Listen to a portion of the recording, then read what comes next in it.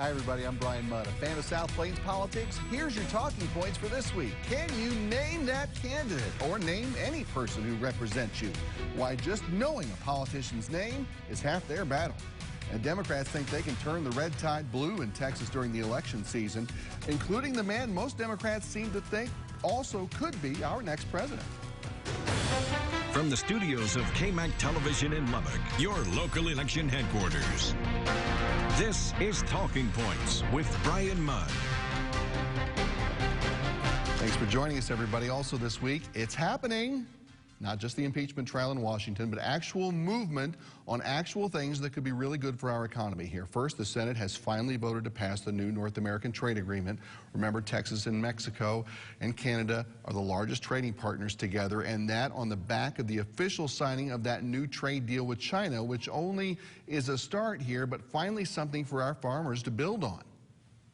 The president's been doing the right thing by plowing some of that tariff money back in as temporary relief, but at the end of the day, our guys are hanging on by a pretty thin thread. So the prospect of a major purchase agreement, we're talking about 2 times almost the amount of ag product that they've ever purchased in the history of our trading relationship with China, and that's significant.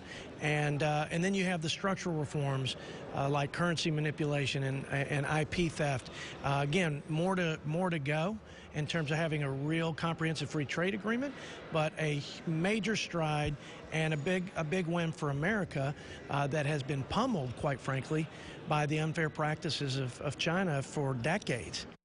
And that's good news for the old re-election campaign. But the key to all this is, will China actually make good on its purchases that it's agreed to? Some $200 billion over the next 2 years. If not, well, farmers, though, are hopeful that maybe this leads to a second deal and a further ease in tariffs in the coming months. KMAC's Wes Rappaport talked to some of the state's ag and manufacturing leaders about this deal.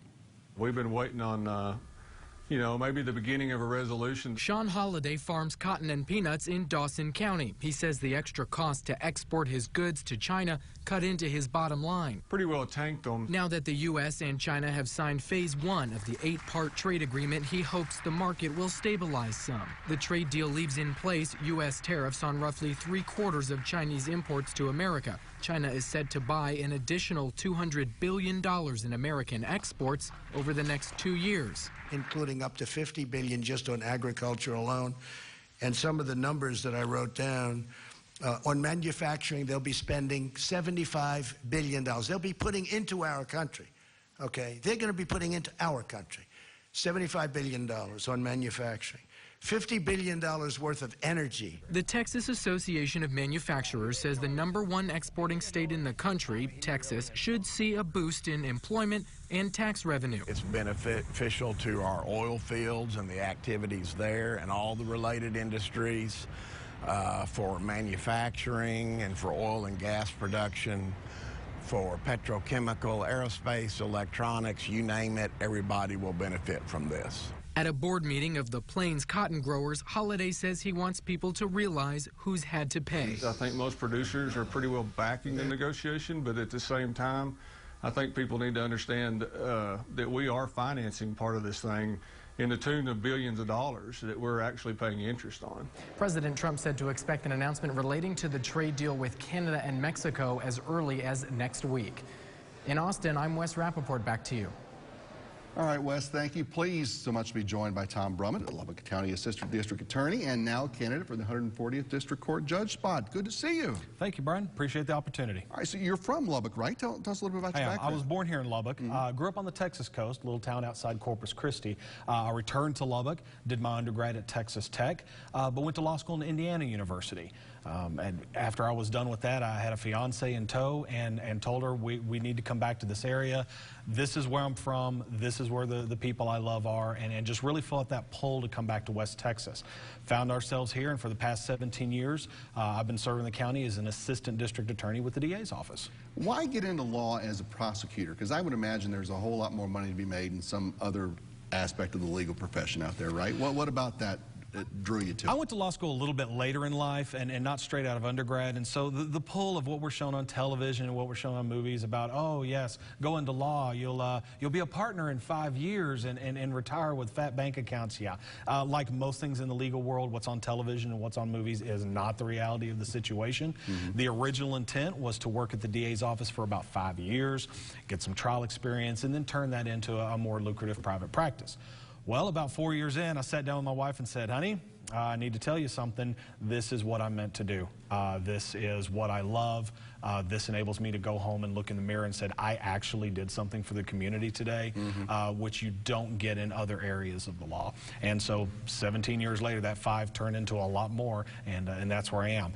An opportunity came along. I've gone probably as far as I can in the DA's office, and just wanted to expand that role and serve the community in a larger capacity than what I've been able to so far. Explain to people what your job as an ADA is kind of on a daily basis and how it would relate now then to the job of the 140th. Sure, and granted, like I was talking about, there's a lot of misinformation out there. Some people think, oh, well, you know, a prosecutor's job is to just, everybody the police sends them, you rubber stamp it, and you try to put everybody in jail for as long as you can, right? The people that say that have a misunderstanding of the system. When you look at the Code of Criminal Procedure, a defense attorney, and I have no animosity towards those guys, several of them are very good friends of mine, they are charged with representing their client zealously to the best of their abilities within the ethical boundaries of the law. Well, when you look at what the Code of Criminal Procedure says prosecutors are to do, it doesn't say represent the state zealously, it says to see that justice is done. Now, compared to some other states that are a little more passive and weak when they say to seek justice or to pursue justice, Texas says no, to see that justice is done, to make sure. Now, justice can take a lot of forms.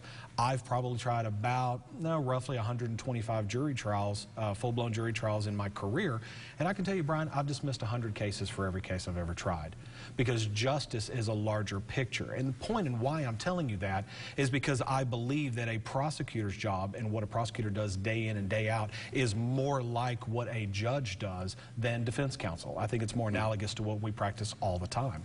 And talk about what a judge would do in the case of the 140th off the bench for a court, because it's not just showing up and sitting there and saying, okay, go and start the trial, right? Sure. I mean that the general jurisdiction, there are 3 criminal courts in Lubbock that handle felony criminal cases, the 140th, the 137th, and the 364th. That is done. They are all courts of general jurisdiction, but there's an agreement between the judges that the 140th specifically will handle the vast majority of their docket to be criminal cases and a little bit of family law on the side. But yes, the trial is the most visible part of it, but that court's also going to be responsible for, like I said, hearing a small amount of family law, the fortunate incidents where you have to do adoptions, which is the only happy thing that seems to happen in there on a consistent basis, and of course dealing with the administration of justice up to that point.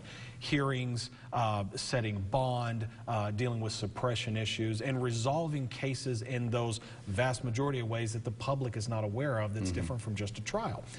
There's what, 52 weeks in a year? Let's say you had a court that tried a case every single week, and they don't, but let's just say they do. We file in Lubbock way more than 52 cases per court, and so the vast majority of those cases are resolved other and in different ways than a trial. Now, when the parties can't agree, and one party says this is what we want justice to be, and one party says this is what we see justice as, then yes, you have to go to the jury trial and let the community make that decision. Interesting. Final seconds we have. How tough is the transition now to your sort of half-second life as a politician? Well, I've stepped away from the DA's office, and so I'm not doing that at the same time. I was telling you a little earlier, the nice thing about being a politician is the first time I'm meeting people, it's not because they're crying in my office, and I do enjoy meeting people, not because what terrible thing has happened to them, but to get to meet them under happier terms and convince them to show me that trust and try to convince them that I think I'm the best candidate for this position. It's nice to meet you. I appreciate it, sir. Thank you. Tom Brumman, he's running for the 140th judge spot. Good to see you. Good to see you. And let's do this week's poll question. The March primaries determine nominees to go on to the November general election ballot, but 5 states have canceled their Republican primaries this year, they say, to save money. We want to know if you think Texas should do away with its primary election, allowing just all of us to vote on all the candidates in November. Talk to us on the KMAC News Facebook page.